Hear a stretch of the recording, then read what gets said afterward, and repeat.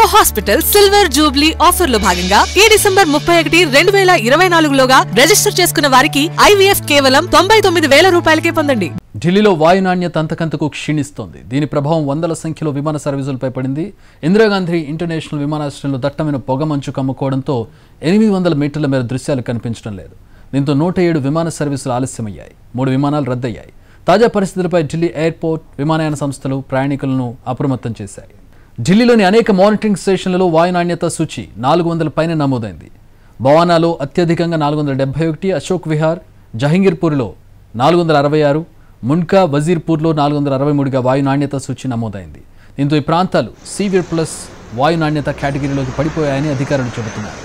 ఢిల్లీలో వాయు కాలుష్య స్థాయిలు విపరీతంగా పెరుగుతుండటంతో ప్రజలు శ్వాసకోశ, కంటి సమస్యల బారిన పడే అవకాశం ఉందని, ఇతర అనారోగ్య సమస్యలు రావచ్చని నిపుణులు హెచ్చరిస్తున్నారు.